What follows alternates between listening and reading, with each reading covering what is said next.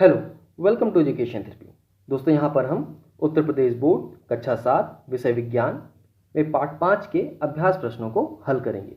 Part 5 जिसका नाम है ऊष्मा एवं ताप यानी हीट एंड टेम्परेचर। तो इस पार्ट में जो भी अभ्यास प्रश्न है हमारे वो हम सॉल्व करेंगे आज। अगर आपने अभी तक चैनल को सब्सक्राइब नहीं किया है तो सब्सक्राइब कर लें। चलिए शुरू करते हैं। जो पहला प्रश्न है वहाँ पे हमें अपना सही विकल्प चुनना है। तो यहाँ पे ऑलरेडी मैंने टिक मार दिया है। हम क्वेश्चन को एक बार पढ़ते चलेंगे।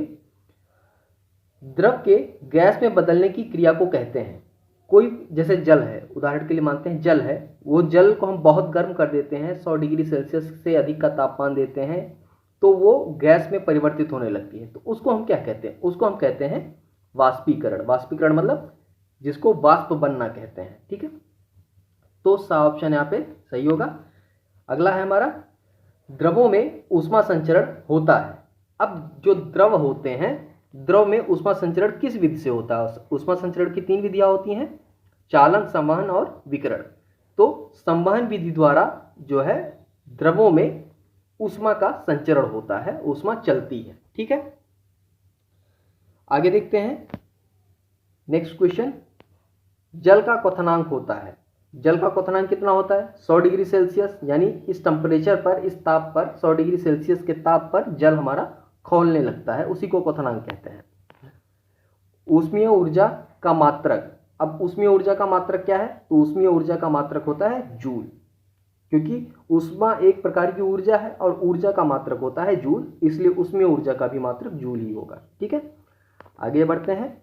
ऊष्मा का कुचालक। तो जो विकल्प दिए गए हैं इनमें से हमारा जो कांच है ये ऊष्मा का कुचालक है, बाकी लोहा, एल्युमिनियम, स्टील ये सब ऊष्मा के सुचालक होते हैं। तो कुचालक पूछा है तो हमारा लास्ट वाला ऑप्शन करेक्ट होगा।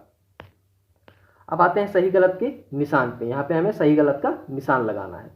तो चलिए पहला देखते हैं। का है हमारा, किसी वस्तु को गर्म करने पर उसका ताप घटता है। तो वस्तु को आप गर्म करेंगे तो उसका ताप बढ़ेगा, घटेगा नहीं। तो ये ऑप्शन हमारा गलत हो गया, मतलब ये लाइन हमारी गलत है। ठोस वस्तुओं में ऊष्मा का संचरण चालन द्वारा होता है। तो ठोस वस्तु जैसे लोहा हो गया, एल्युमिनियम हो गया, इन सब में क्या है? ऊष्मा जो चलती है वो किस माध्यम से चलती है, किस तरह से? चालन विधि द्वारा। तो ये हमारा सही है। वस्तु द्वारा ली गई ऊष्मा वस्तु के द्रव्यमान पर मतलब उसके भार पर, द्रव्यमान पर निर्भर करती है। तो सही बात है, उसके द्रव्यमान पर निर्भर करती है। जैसे होता है ना, 1 लीटर पानी गर्म करने पे कितना आग जलाना पड़ेगा, या 2 लीटर पानी गर्म करेंगे तो कितना आग जलाना पड़ेगा। तो अब 2 लीटर पानी वाले को 2 लीटर के पानी को गर्म करने में हमें ज़्यादा तापमान देना पड़ेगा, उसे ज़्यादा ऊष्मा देनी पड़ेगी। ठीक है, आगे देखिए।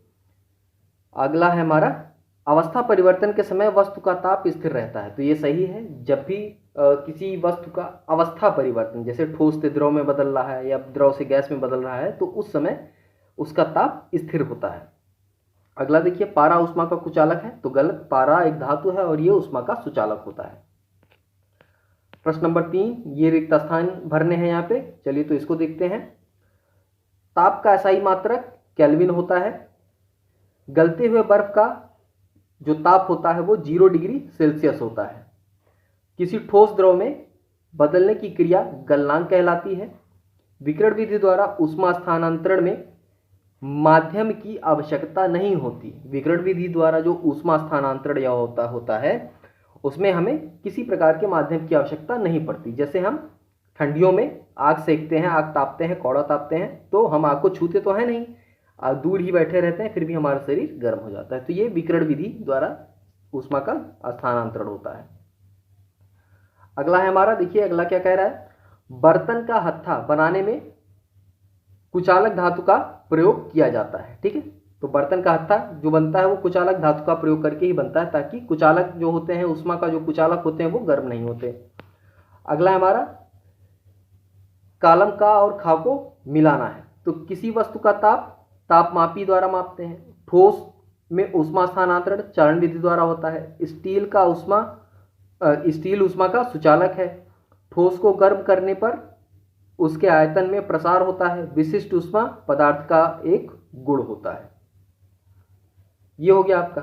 अब इसके बाद एक प्रश्न है, प्रश्न नंबर 5, क्या कह रहा है? समान द्रव के दो अलग अलग पदार्थ हैं ए तथा बी को समान ताप पर गर्म किया जाता है तो किसको अधिक ऊष्मा की आवश्यकता होगी, जबकि हमको दिया है ए की विशिष्ट ऊष्मा बी से अधिक है। तो ए की इतना, आप बस इतना ध्यान रखिए, जिसकी विशिष्ट ऊष्मा अधिक होगी उसको अधिक ऊष्मा की जरूरत पड़ेगी। अगर द्रव्यमान समान है, जैसे 1 किलो पानी है, 1 किलो हमारा बालू है, तो अगर द्रव्यमान समान है तो जिसका विशिष्ट ऊष्मा अधिक होगा उसको ऊष्मा की अधिक आवश्यकता पड़ेगी। तो यहाँ पानी का जो विशिष्ट ऊष्मा होता है 1 होता है और बालू का 1 से कम है, तो यहाँ पे ऊष्मा अधिक किसको पड़ेगी, पानी को। तो प्रश्न के हिसाब से जो हमारा उत्तर होगा क्या होगा, समान द्रव्यमान के दो अलग अलग पदार्थ ए तथा बी को समान ताप पर गर्म करना है तो ए को अधिक ऊष्मा की आवश्यकता होगी। क्यों? क्योंकि ए की विशिष्ट ऊष्मा बी से अधिक है। तो ये हो गया आपका। अगला प्रश्न देखिए, प्रश्न नंबर 6 क्या कह रहा है, गैसों के प्रसार को एक क्रियाकलाप द्वारा स्पष्ट कीजिए। तो गैसों का प्रसार करना है तो उसके लिए मैं आपको सीधा सा यहाँ पे जो लिखा है आप ये पढ़ सकते हैं। इसके लिए मैं आपको बस मुँह जवानी बता देता हूँ। करना क्या है, आप एक बोतल लेंगे, प्लास्टिक का एक बोतल ले लीजिए, ठीक है, और उसके मुहाने पर एक गुब्बारा लगा दीजिए, ठीक है, एक गुब्बारा हम लगा देंगे और इस बोतल को हम एक बर्तन लेंगे, उसमें गर्म पानी रख देंगे, ठीक है, गर्म पानी क्या होगा, गर्म पानी होगा। इस बोतल को उठा के आप इसमें रखेंगे तो आप देखेंगे गुब्बारा फूल जाएगा। तो ये क्रियाकलाप करके हम देख सकते हैं कि गैसों का प्रसार किस तरह होता है। तो यहाँ पे उत्तर लिखा है, आप इसको पढ़ सकते हैं और इस तरह से क्रियाकलाप कर सकते हैं। अगला प्रश्न है, रेल की पटरी को जोड़ते समय उनके बीच थोड़ी जगह क्यों छोड़ते हैं। देखिए इसका उत्तर क्या होता है, रेल की पटरियों को जोड़ते समय उनके बीच कुछ जगह छोड़ी जाती है ताकि गर्म होकर फैलने पर पटरी टेढ़ी ना हो जाए। आपको पता है कि ठोस धातुएं भी गर्म होने पर अधिक ऊष्मा प्राप्त करने पर प्रसार करती हैं, बढ़ती हैं, फैलती हैं। तो इसलिए दो पटरियों के बीच में जहां जोड़ होता है वहां पे थोड़ा सा जगह छोड़ा जाता है ताकि वो टेढ़ी ना हो जाए। अगला प्रश्न है, सुचालक तथा कुचालक पदार्थों में अंतर स्पष्ट कीजिए। तो सुचालक और कुचालक क्या होते हैं वो देख लीजिए। जिन पदार्थों में ऊष्मा का संचरण सुगमता पूर्वक होता है उन्हें हम ऊष्मा का सुचालक कहते हैं, जैसे लोहा, एल्युमिनियम, तांबा आदि। लेकिन जिन पदार्थों में ऊष्मा का संचरण सुगमता से नहीं होता उन्हें हम ऊष्मा का कुचालक कहते हैं, जैसे लकड़ी, कागज, ऊन, पोर्सिलीन, वायु, शुद्ध पानी आदि। ये सब, सॉरी पानी नहीं यहाँ होगा, ठीक है, यहाँ लकड़ी, कागज, ऊन ये सब क्या है, ऊष्मा के कुचालक हैं। इसके बाद हमारा एक सवाल है यहाँ पे, 98.6 फ़ारेनहाइट को डिग्री सेल्सियस में बदलना है। तो यहाँ पे एक फॉर्मूला आपको बताया गया था, C/100 = F - 32/180। इस फॉर्मूले में हमें फ़ारेनहाइट दिया है तो F की जगह पे हम 98.6 रख देंगे और उसके बाद जब इसको सॉल्व करेंगे तो क्या हो जाएगा, 180 से इधर मल्टीप्लाई हो गया, 100 से इधर मल्टीप्लाई हो गया, तो 180C और 98.6 - 32 तो 66.6 हो जाएगा इंटू 100। इसको सॉल्व करेंगे तो हमारा 37 डिग्री सेल्सियस आएगा, यही हमारा उत्तर हो जाएगा। नेक्स्ट क्वेश्चन है प्रश्न नंबर 10, गलनांक की परिभाषा लिखिए।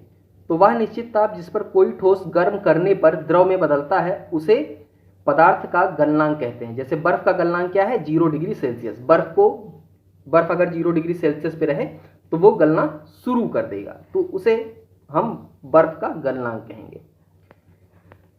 इसके बाद अगला प्रश्न क्या है, देखिए, क्वथनांक की परिभाषा। क्वथनांक मतलब कोई द्रव या कोई चीज कब खौलने लगती है, जिस ताप पर खौलती है वही उसका क्वथनांक होता है। जैसे वह निश्चित ताप जिस पर कोई द्रव उबलता है और गैसीय अवस्था में बदलता है वह द्रव का क्वथनांक कहलाता है। उदाहरण के लिए पानी का क्वथनांक होता है 100 डिग्री सेल्सियस। जब पानी को हम 100 डिग्री सेल्सियस का तापमान देते हैं तो पानी खौलने लगता है और धीरे धीरे वाष्प में परिवर्तित होने लगता है, तो उसे हम पानी का क्वथनांक कहते हैं। 100 डिग्री सेल्सियस जो होता है, 100 डिग्री सेंटीग्रेड, ये पानी का क्वथनांक तापमान है। अगला प्रश्न है, 5 कैलोरी कितने जूल के बराबर होता है। तो आपको पता है, जब मैंने किताब पढ़ाई थी तो वहां पे आपने देखा था 1 कैलोरी बराबर होता है 4.18 जूल के। तो 1 कैलोरी अगर 4.18 जूल के बराबर है तो इसी में 5 से गुणा कर देंगे तो इधर 5 से गुणा करेंगे तो इधर भी 5 से गुणा हो जाएगा। तो 5 कैलोरी बराबर 4.18 गुणे 5, जो कि आएगा हमारे कितना, 20.9 जूल। ये हो गया हमारा उत्तर। अगला प्रश्न है, समान पदार्थ के दो टुकड़ों का द्रव्यमान क्रमशः 2 किलोग्राम तथा 4 किलोग्राम है। समान ऊष्मा देने पर किसका ताप अधिक बढ़ेगा। अब देखिए, जो यहाँ पे दो टुकड़े हैं, पदार्थ समान है लेकिन द्रव्यमान अलग अलग है, तो अधिक ताप किसको देना है। यहाँ पे क्या पूछ रहा है, ऊष्मा देने में किसका ताप अधिक बढ़ेगा। इसमें बताना है कि कौन सी वस्तु जल्दी गर्म होगी, तो जिसका द्रव्यमान कम होगा वो जल्दी गर्म होगा। ठीक है, तो यहाँ पे देखिए क्या लिखा है, किसी वस्तु का ताप वृद्धि के लिए आवश्यक ऊष्मा की मात्रा उस वस्तु के द्रव्यमान पर निर्भर करती है कि कोई वस्तु कितनी भारी है। यदि समान पदार्थ के दो टुकड़ों का द्रव्यमान क्रमशः 2 किलोग्राम और 4 किलोग्राम है, तो उनमें से जो ऊष्मा देने पर 2 किलोग्राम द्रव्यमान का वाले टुकड़े का ताप अधिक बढ़ेगा, यानी जिसका द्रव्यमान, जिसका भार कम होगा वो जल्दी गर्म होगा। ठीक है, तो ये हो गया उत्तर हमारा यहाँ पे। अगला प्रश्न है क्या, 0.2 किलोग्राम द्रव के ताप को 20 डिग्री सेल्सियस से 70 डिग्री सेल्सियस तक बढ़ाने के लिए 700 कैलोरी ऊष्मा की आवश्यकता है। द्रव की विशिष्ट ऊष्मा ज्ञात करना है और इसको कैलोरी में और जूल में दोनों में बताना है।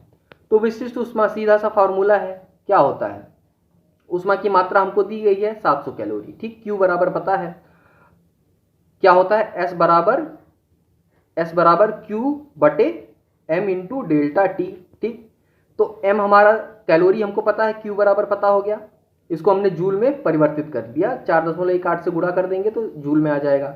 पदार्थ का द्रव्यमान 0.2 किलोग्राम दिया गया है और ताप वृद्धि डेल्टा टी निकालेंगे तो 70 माइनस 20 जो कि 50 डिग्री सेल्सियस आएगा। तो हमको सब पता चल गया है, अब हम फार्मूले में सारा मान रख दें तो हमारा उत्तर आ जाएगा। S बराबर Q बटे M इंटू डेल्टा टी, तो सारा मान हमने यहाँ पे रख दिया जो जो मान हमको दिया गया है, और इसको सॉल्व करेंगे तो 292.6 जूल प्रति किलोग्राम डिग्री सेल्सियस। तो ये तो आ गया हमारा अभी डिग्री सेल्सियस में। ठीक है, ये हमारा जो है डिग्री सेल्सियस में आ गया, और कैलोरी प्रति डिग्री सेल्सियस में करना है तो इसके लिए हम क्या करेंगे, 4.18 से जो है ये बराबर होता है 1 कैलोरी के, तो इसी से हम भाग कर देंगे, इसमें भाग कर देंगे तो हमारा 70 कैलोरी प्रति किलोग्राम डिग्री सेल्सियस आ जाएगा। तो जूल में और कैलोरी में दोनों में हमने यहाँ पे परिवर्तित कर दिया। अगला प्रश्न क्या है, देखिए 0.2 किलोग्राम द्रव को 135 डिग्री सेल्सियस से 25 डिग्री सेल्सियस तक ठंडा करने में द्रव से निकली ऊष्मीय ऊर्जा ज्ञात कीजिए, जबकि द्रव की विशिष्ट ऊष्मा 750 जूल प्रति किलोग्राम है। तो इसको हल करना है, तो इसमें ज़्यादातर चीज़ें हमको दी हैं। ऊष्मीय ऊर्जा बराबर पदार्थ का द्रव्यमान गुणे पदार्थ की विशिष्ट ऊष्मा गुणे पदार्थ की ताप वृद्धि। तो Q निकालना है हमको, द्रव्यमान हमको दिया है इतना, पदार्थ की विशिष्ट ऊष्मा दी है, ये हमको 110 डिग्री सेल्सियस हो गया, जूल को हमने डिग्री सेल्सियस में बदल दिया, और ये फार्मूला है MS डेल्टा टी, इसमें सारा मान हमने रख दिया और हल करेंगे तो 16,500 जूल आएगा, ये हमारा उत्तर हो जाएगा। ठीक है, तो ये सारे प्रश्न हल हो चुके हैं आपके। कोई डाउट हो, कोई दिक्कत हो तो कमेंट बॉक्स में आप पूछ सकते हैं। तो आज के लिए बस इतना ही, मिलते हैं नेक्स्ट वीडियो में, तब तक के लिए धन्यवाद।